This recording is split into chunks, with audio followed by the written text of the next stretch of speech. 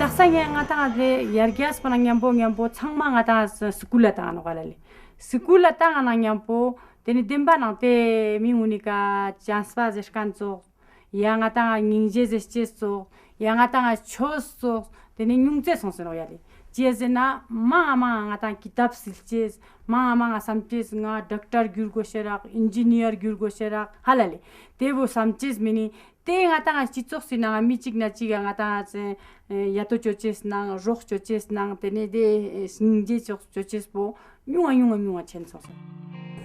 Through our kind of cultural myopia, we sort of think that, we educate our kids, we send our kids to school, we have a form of enculturating kids into our society, which is education. And peoples who don't mimic those same patterns of education somehow don't educate their kids. Well, of course, that is absurd.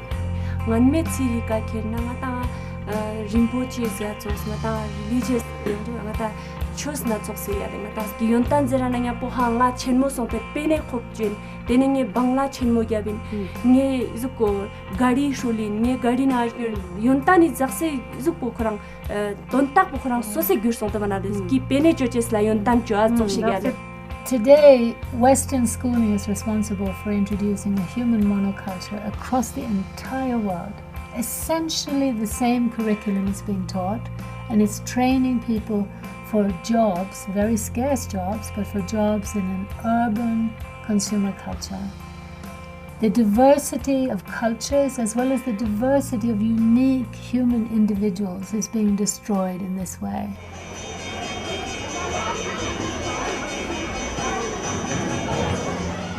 This particular school that was established, called the Moravian Mission School, was secular in the sense that, of course, some Christian teaching was given as a part of an evangelistic outreach by the Moravians.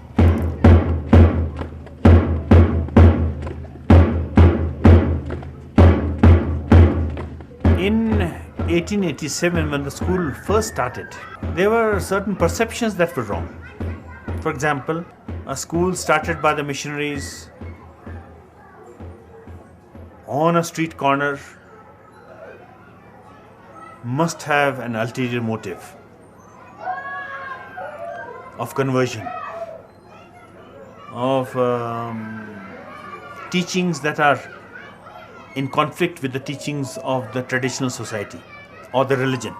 Our Father, who art in heaven, hallowed be thy name. Thy kingdom come, thy will be done on earth as it is in heaven. And I've been told that the children had to come by force to the school. They wouldn't like to. People just wouldn't send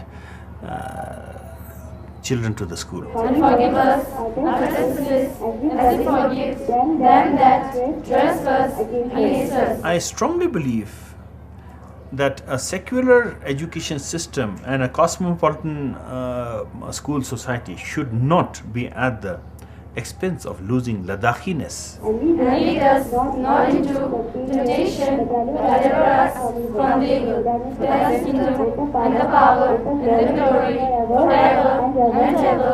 Amen. If you have lost your history, you have lost everything.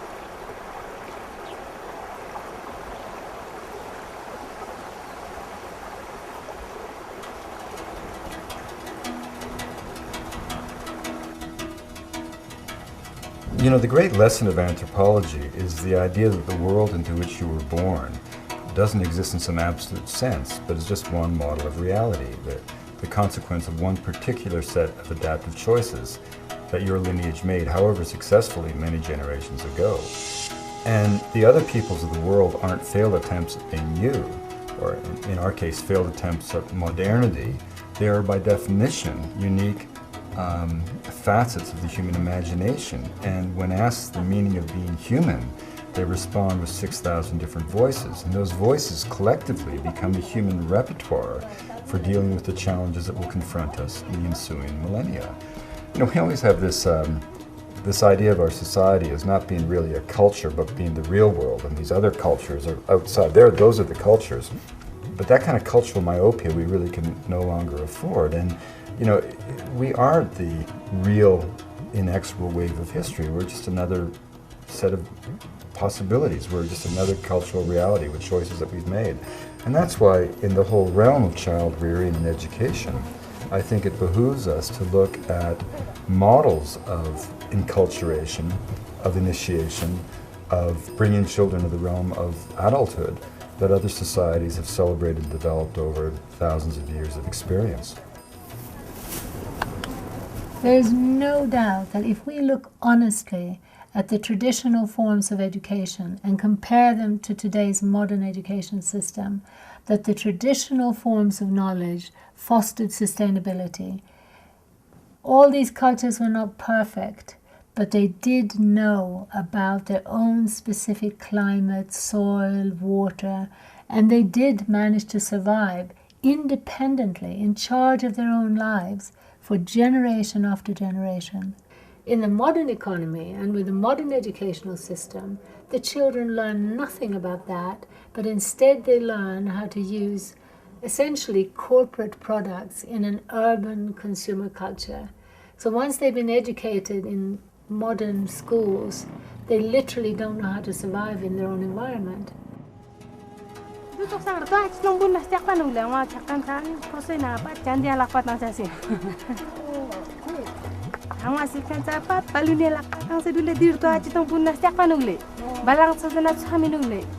Education is not simply the transmission of information. It's by definition the transmission and indeed the enculturation, or one could say more harshly, the indoctrination of a child into a certain way of knowing, a way of learning, a way of being. And again, when we project our notions of what education is or what a way of being is overseas into other people's lives, we forget that we're projecting just something that we made up, right? And one of the things that I see in my work is that different ways of knowing, different ways of being, different ways of learning really create different human beings. If you're raised in Colorado to believe that a mountain is an inert pile of rock waiting to be mined, you're going to have a very different relationship to that mountain from a kid from southern Peru who believes in the fiber of his being that a mountain is an Apu spirit, a protective deity that will direct his destiny throughout life. Now, the interesting observation is not whether that mountain is in fact a spirit or whether it's just a pile of dirt. The interesting observation is how the education system into what that mountain is creates a different human being with a different relationship to the earth. I was raised in the forests of British Columbia to believe that those forests existed to be cut. That was the foundation of the ideology of scientific forestry that I was taught in school and that I practiced as a logger in the woods.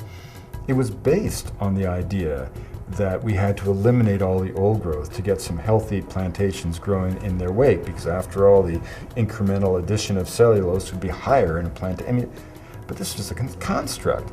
But critically, that belief system made me a very different human being with a very different relationship to that forest than my friends from native communities who believed that that forest was the abode of Hukuk and the crooked beak of heaven. Because of my ideology, my education, those forests no longer exist.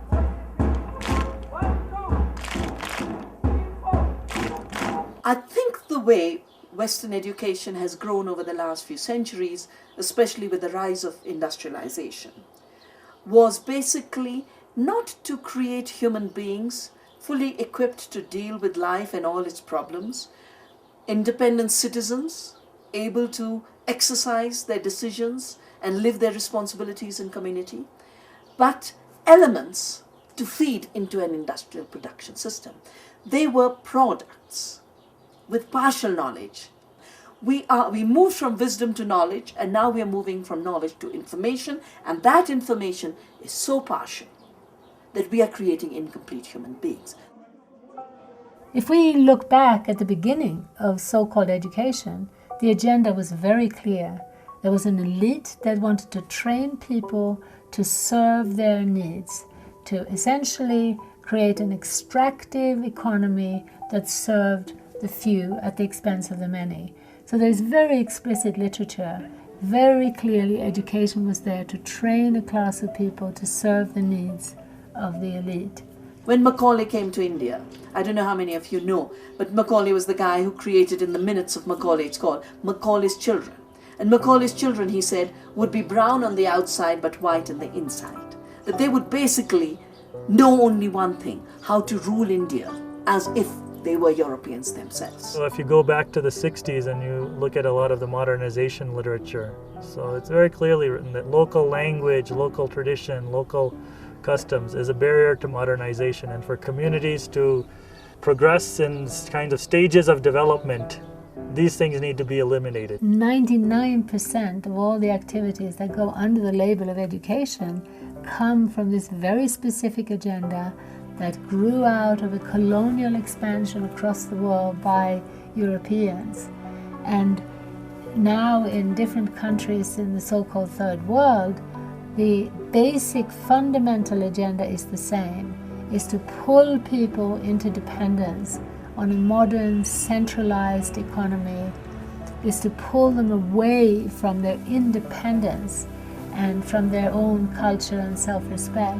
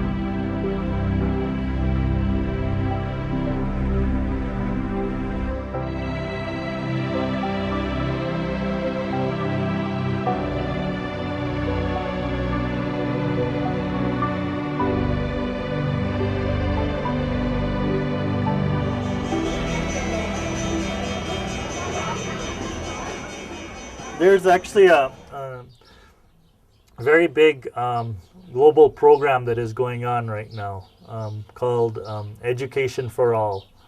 And it is, every person I've met who is associated with has basically no questions around its agenda or attention, which is very disturbing. It's a program which is sanctioned by every government in the world. It's a program which the World Bank and the UN agencies support. It's a program that corporations are also now, major corporations, McDonald's and many others are also behind. And the agenda of the program is to get every child into school. The claim is that, again, by going to school, communities will be able to develop and they'll be able to become part of the mainstream society. Now, I think we need to question what does it mean to become part of the mainstream today. And that, for me, is very, very much tied to a very clear agenda of becoming part of the global economy and shifting one's own local economy, one's own local culture, one's own local resources, both personal as well as collective, into the service of the global economy. So you will find prime ministers and presidents of countries regularly saying, we have got to change our education system to make us more competitive in the global economy.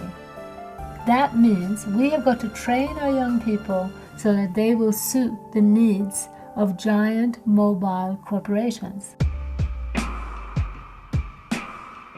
Well, the Education for All initiative is an attempt to redress what was seen as a serious imbalance in funding for primary education. The intent really is to get every child into school.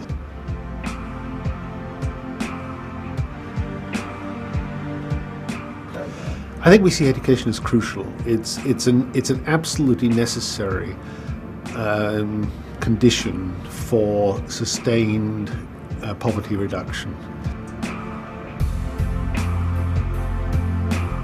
The demand now for education is not just coming from people like the World Bank and outsiders. It's coming from businessmen who are discovering that they can't grow their factories because they can't grow their businesses because there's a shortage of skilled workers.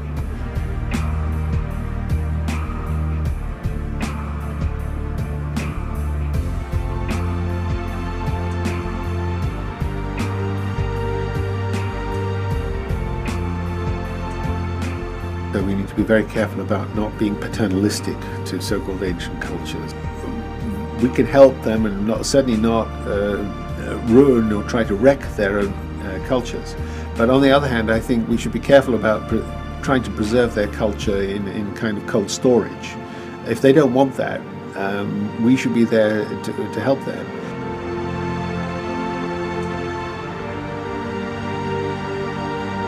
If you tour a tribal area in India and you ask and you sit with a group of women and you say to them, why is education important for your children? I mean, they'll look at you as if you're completely stupid. I mean, well, of course it's important for our children. So you say, well, but why? Tell me why. Because we don't want them to live like we live.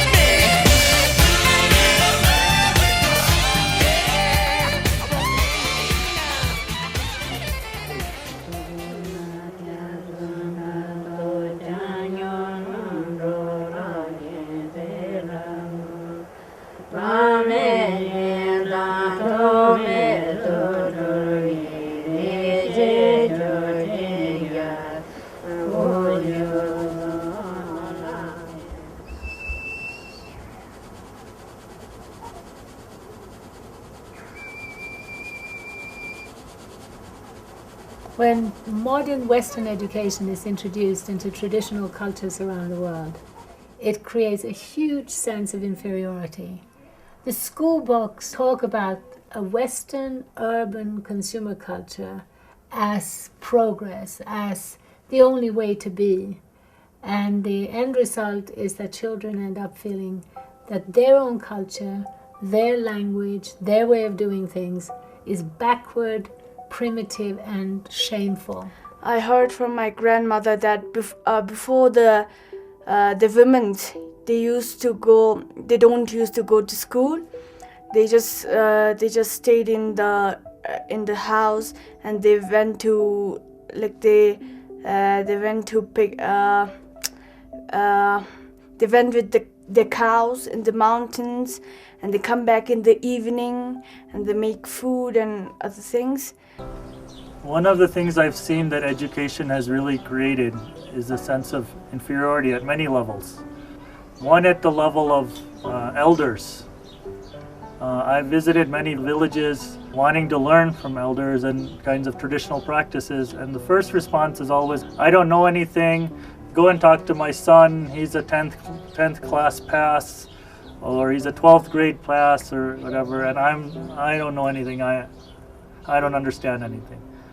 And so that is always probably, in my life, that has been one of the most painful things I've heard over and over in villages.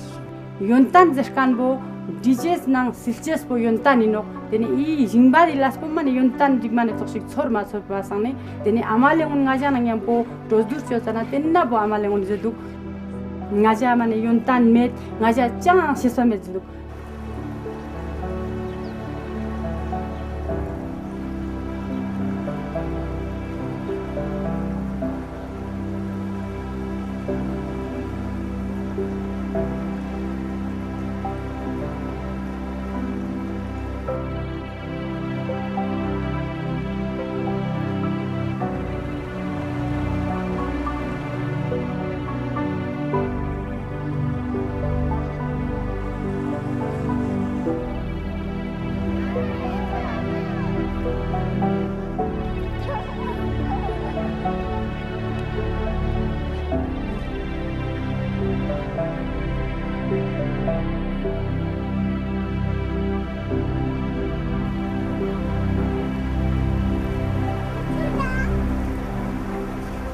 Tipo jamuele, tipo diliele, vamos chupar tonine, samola.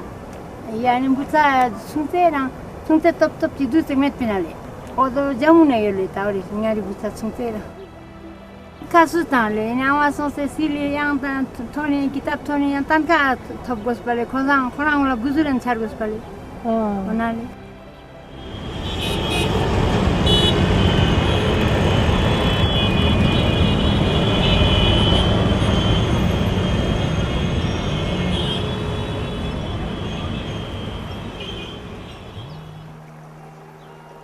There's a widely held belief today that it is through modern education that we're going to raise people out of poverty.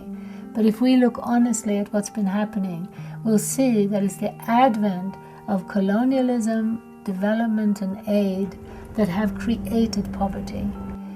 In the pre-modern or pre-development systems and economies, you will not find the kind of poverty that you do in the modern slums of Calcutta and Mexico City, Beijing. Today, in most traditional villages, whether it be in China, India or Africa, people are led to believe that the future is this modern urban consumer culture. And they are going into debt. They are selling their houses to give their child an education. The great hope is that they're going to get a good job as an engineer, as a doctor in the modern economy. Less than 10% are succeeding. 90% end up failures. They might get a job as a servant or as a car mechanic, but it is not the glorious life that people had hoped for. Most of the students of Ladakh, they don't do very well. Amongst 10, 2 will be good, more than good. But about the 8, they won't be better. Dene government last ni top matopa sane dene tugu sangwa pat mane sembas pomet kande dene tugu sangwa mane pat the shonjans of bisele. One of the things that's most disturbing to me at a level of actually justice and morality is that you have an institution that is in place globally that is branding millions and millions and millions of innocent people as failures. very brilliant, wonderful, talented kinds of people are always introducing themselves in India to me. Oh, I'm a 8th class fail, or I'm a 10th class fail. That's their introduction. What's amazing is that, people who are claiming to be concerned with social justice cannot see the huge kind of social hierarchy and inequity that is created through education, modern education. It's mind-boggling for me how people don't see that.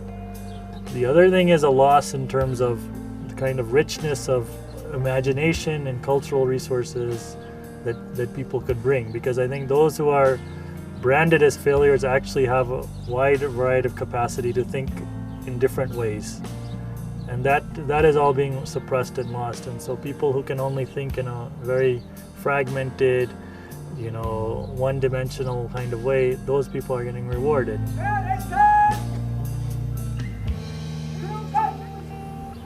Anybody who claims to be concerned with social justice need to have a serious conversation around that. I come from the central Himalayan region, which is called Garhwal. And the women of Garhwal worked very hard to make sure their kids would have schooling. But of course, the schooling was the institutionalized schooling of the kind that doesn't teach you anything about your local ecology, your local culture, your local economy, or your ability to be productive. It basically teaches you to be a semi-literate for another system to which you have no entry, because you don't belong to the right class, you don't belong to the right privilege, etc. I now go back to those same villages, and the women said the worst mistake they made was to think that kind of education would help. That we have a saying in Hindi, "Dhobi ka kutta na ghar ka na ghat ka," that it's the washerman's dog who belongs neither to the place where the washing is done nor to the home. They're in between people, and they're falling through the cracks of an in-between world.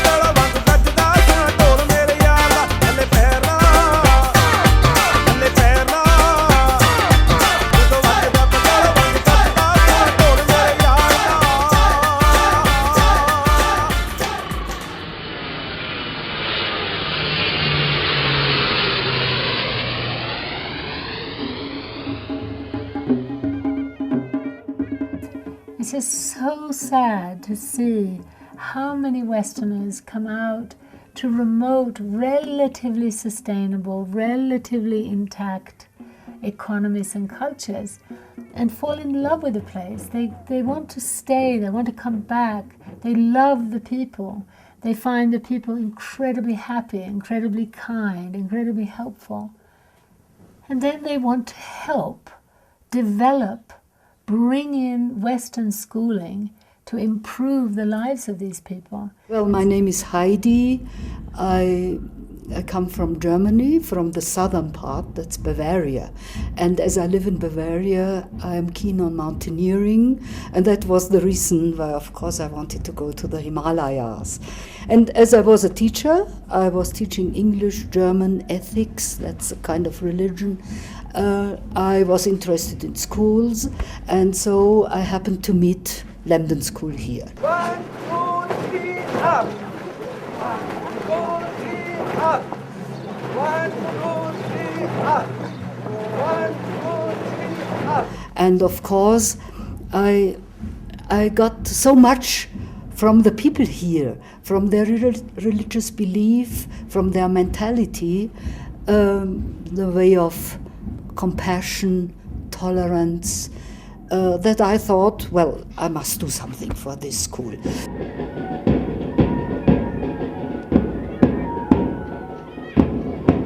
Step by step, I tried to find sponsors, I tried to collect money. For instance, I'm proud.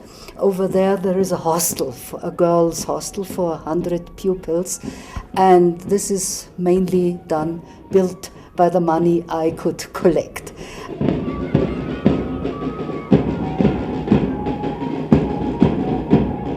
Here is a list of possible reasons why one uses a mirror. First, to check one's appearance.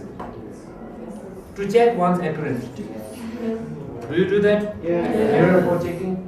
And to look beautiful. To check appearance, yes? You check appearance.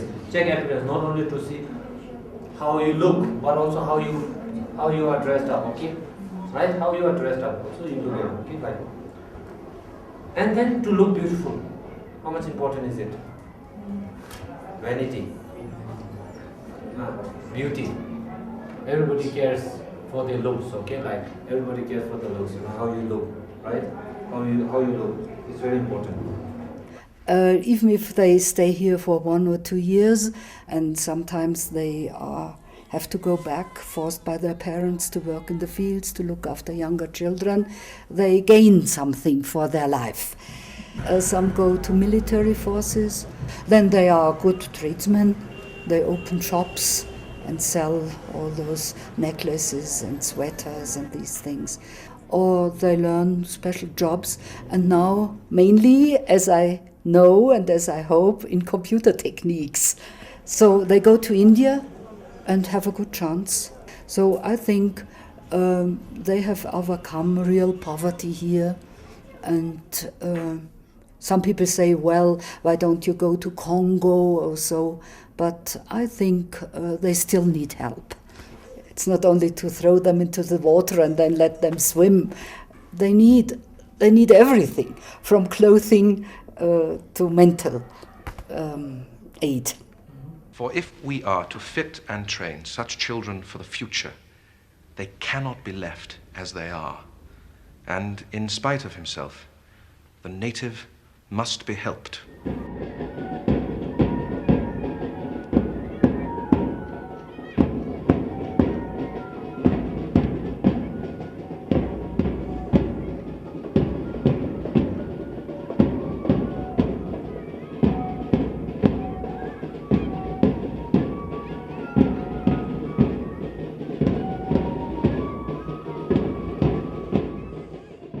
When I look at the number of really well-intentioned people who are trying to help other people with this package of schooling and aid, I really don't think that there is any bad intention behind that. I think it's purely out of good-heartedness and a will to help other people. It's just that they don't connect the dots. They don't often stay long enough to really look at the overall impact.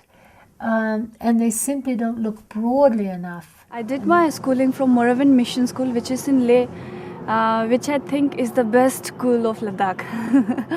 As starting, I was there in Lamdon Model School Leh until 6th class. I did my higher secondary school in Delhi itself. I've been in Delhi from the past 8-9 years. When I was at the age, when I did my first class, then I was shifted out here. I shifted out here in Mussoorie, then Dehradun, and then Delhi. I don't know about my culture very much. We are not really much aware about our tradition and all. Basically, when students come to Delhi to study, so they're exposed to an environment which is very different from Ladakh. And they tend to forget their own culture. Sometimes they don't even know how to speak their own language. They forget their traditions, and I think which is not a good sign for Ladakh. Nobody speaks the fluent Ladakhi, which was origin before. But we are here and follow the global traditions, or we are trying to be, we are trying to compete with them. We just after money, money, money.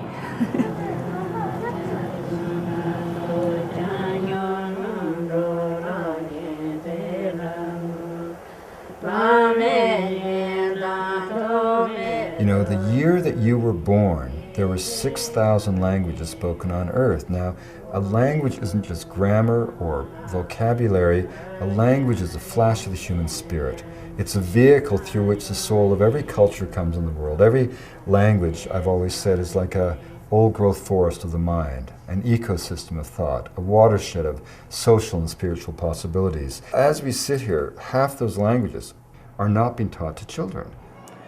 In some areas where we are very strict, for example, speaking in English. My school is English medium school, and every children are speaking in English, and when they are in the playground also they speak in English. In class also, everywhere. In the school we have to speak in English. We are strict that the children speak in English with the teachers in the class and with each other. Yeah, if somebody speak the other Ladakhi or Hindi, and then teacher give him or her punished. Yeah. What happens when somebody gets punished?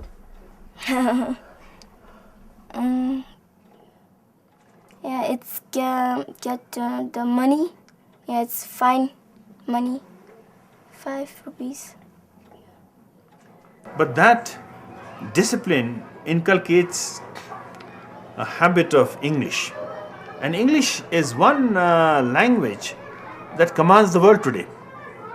Be it the cyber world, internet, anything, business, you have got to learn English in India. When we go to other countries, it's we have to speak in English.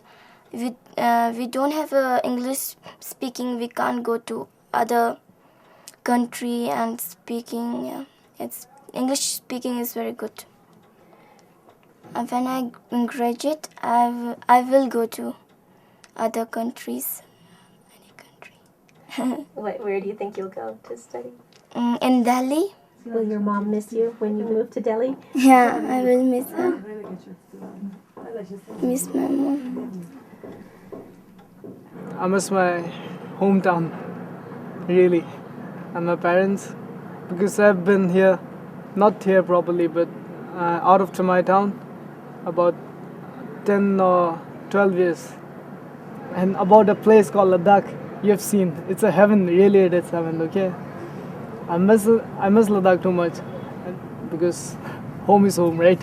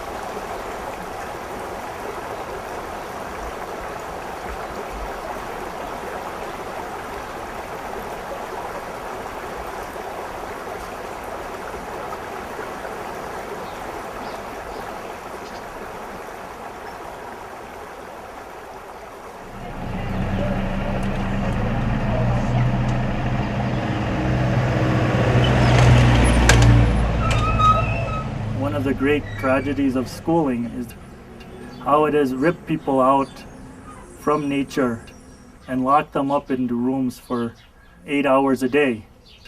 And I think the profound kind of damage that it's doing to us, only we'll recognize generations from now, and then we'll look back and say, how could we have done this kind of thing to people? And thinking that, creating concrete, jails and locking people up into that, and giving them books that tell them about nature is a better way to think about life than actually spending time in nature. Why it is given this name? Can you tell me? Do you have any idea why we call this name? The spelling is xerophatic. It's xerophatic. Why do we call this name? Xerophatic vegetation. The type of vegetation that we have here in Ladakh is xerophatic. Now, can you cite me the reason why we call this type of vegetation as xerophatic vegetation? Anyone in the class? Anyone? Do we have heavy rainfall here? low. We have scanty rainfall here. So for that reason, we as we have discussed that we don't have good type of vegetation here. We can't expect to have forest, good forest. We can't expect to have great vegetation here. And we here I just wanted to add that with the distinct type of plants, animals, and the environment, human is also included in the ecosystem. Understand? Now, how is human included? Why do we say that human is an integral part in the ecosystem? How do you think that humans are involved in the ecosystem? Anyone in the class? Anyone?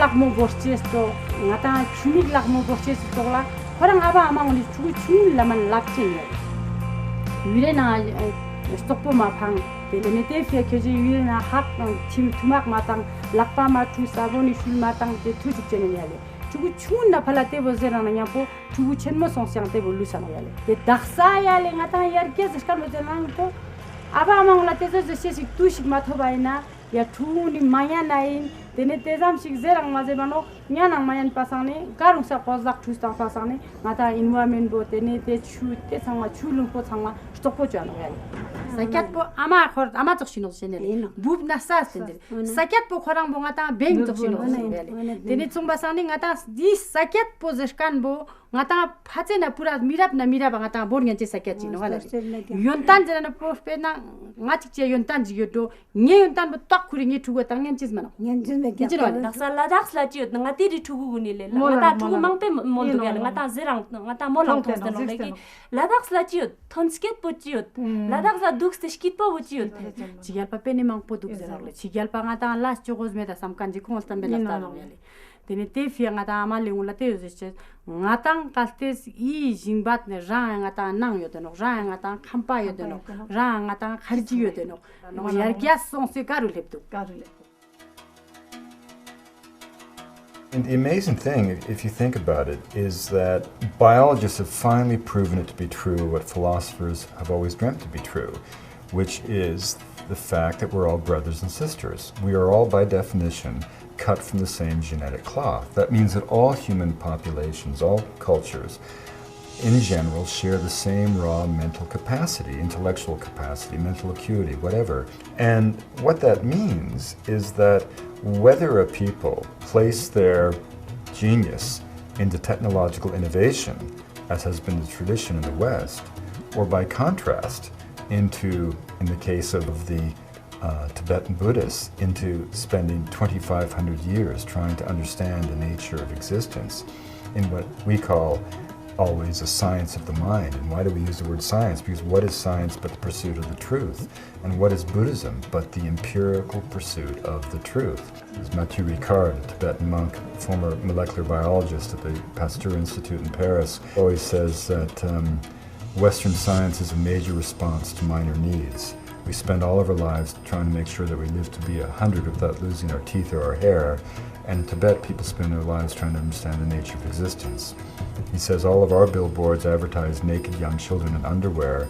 Their billboards, which are mani walls, are engravings in stone of prayers for the well-being of all sentient beings.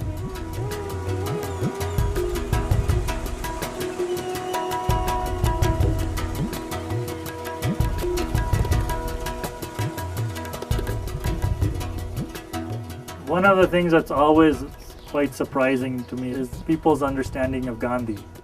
All over the world, people claim to be big fans of Gandhi, and if you actually start to look at what the man wrote, he was extremely, extremely critical of modern education, and particularly Western knowledge. That was something that Gandhi was openly questioning. What is the great contribution of Western knowledge actually to the well-being of life on the planet?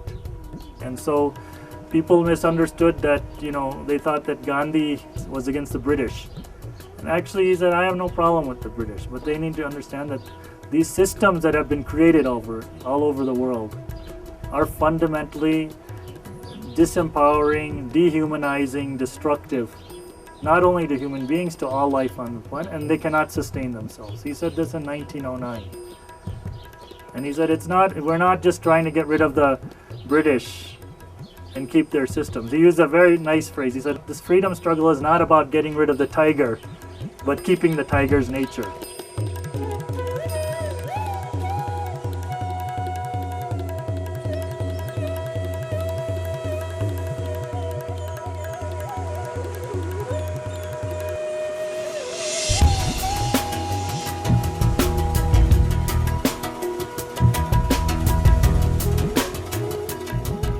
And we don't think of ourselves as a culture. Therefore, when we export something like our economic model, we don't see it as what it is, which is just one option, one way of organizing economic behavior. And yet when you think about it, all the indices of the development paradigm say almost nothing about quality of life. People talk about per capita income quadrupling. Well, what does that mean? It might mean that some farmer has gone from a non-cash agrarian economy into a sweatshop in a slum in Delhi. Is his quality of life gone up because his income's quadrupled? I mean, that's another part of our kind of cultural myopia. We put out this idea, which I think is a blatant lie, that if people buy into the dictates of our economic paradigm, that somehow they will magically achieve the wealth that we enjoy in the West. Ain't gonna happen. Just on energy resources alone, it would take 4 planet Earths to bring the whole global population to our level of consumption. So, we project this world view overseas with this illusion that if people buy into it, they'll achieve what we have.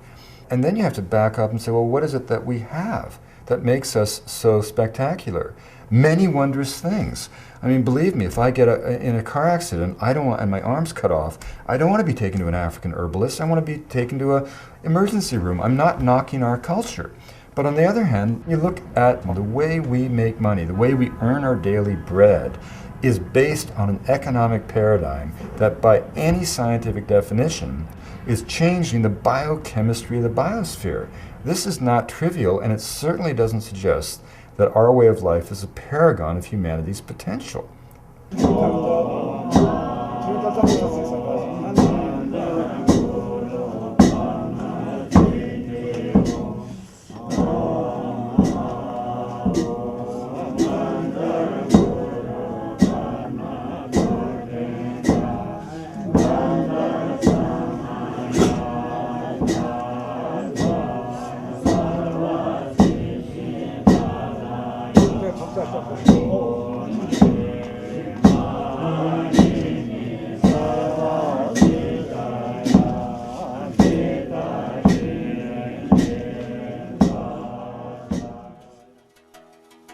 The way for cultures to survive in today's world is not by isolating themselves and cutting themselves off.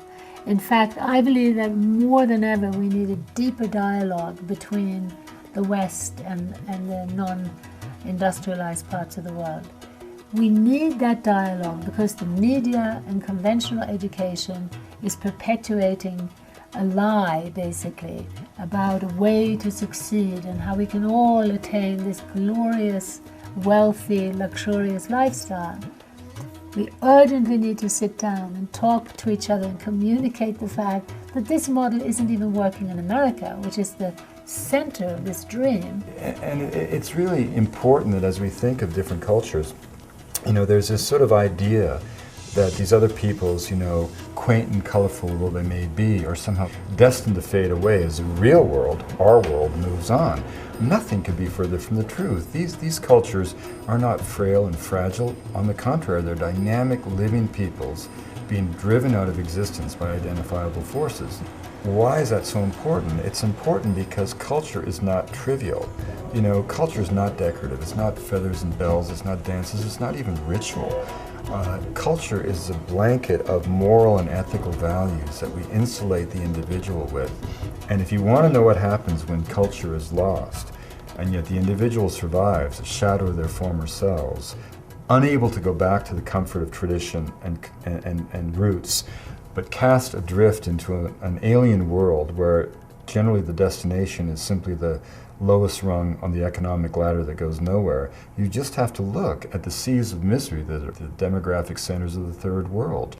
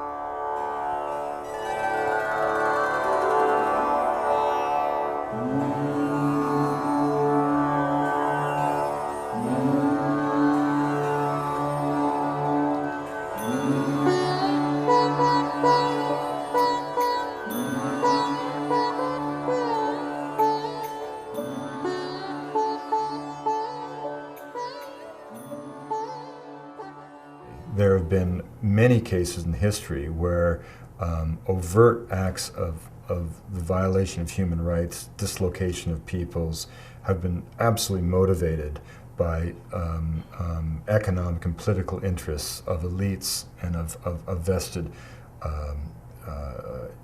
power structures. No question about it. I think in a strange sense, the greater threats have come about through the good intentions of those who don't understand that those good intentions may not be appropriate and may reflect just, a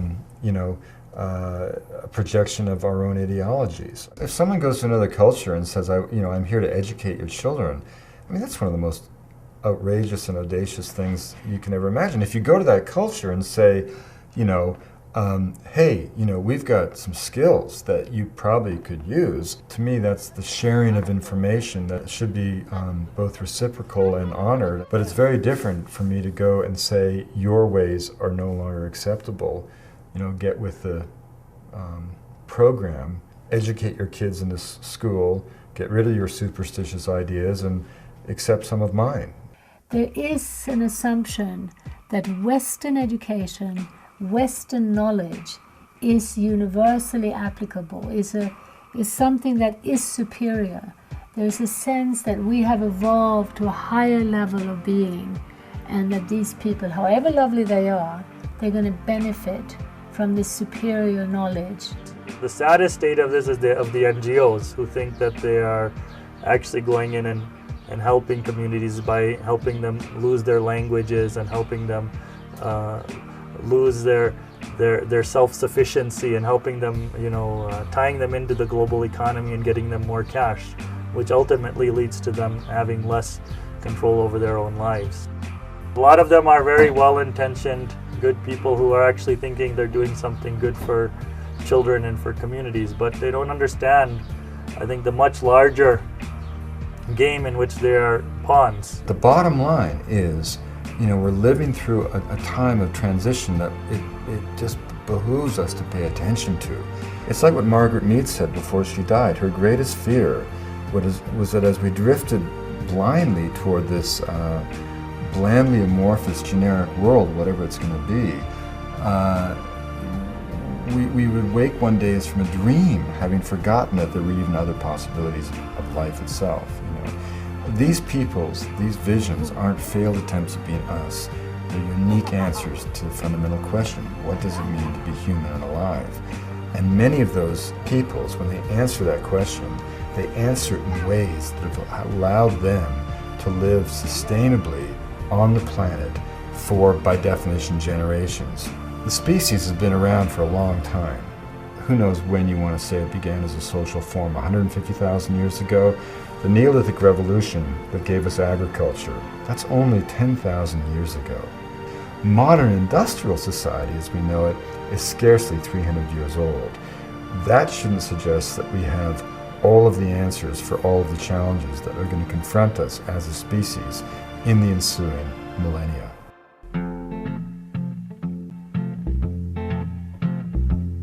Little boxes on the hillside, little boxes made of ticky-tacky, little boxes on the hillside, little boxes all the same.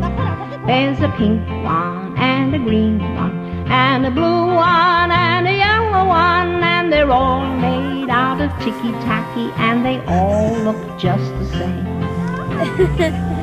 And the people in the houses all went to the university where they were put in boxes and they came out all the same. And there's doctors and lawyers and business executives, and they're all made out of ticky-tacky and they all look just the same. And they all play on the golf course and drink their martinis dry, and they all have pretty children, and the children go to school, and the children go to summer camp, and then to the university where they are put in boxes and they come out all the same. And the boys go into business and marry and raise a family in boxes made of ticky-tacky, and they all look just the same.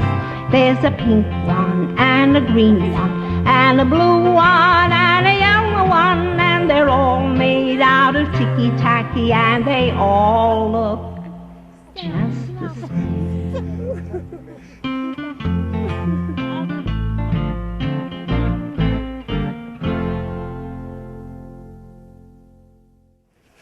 Julie!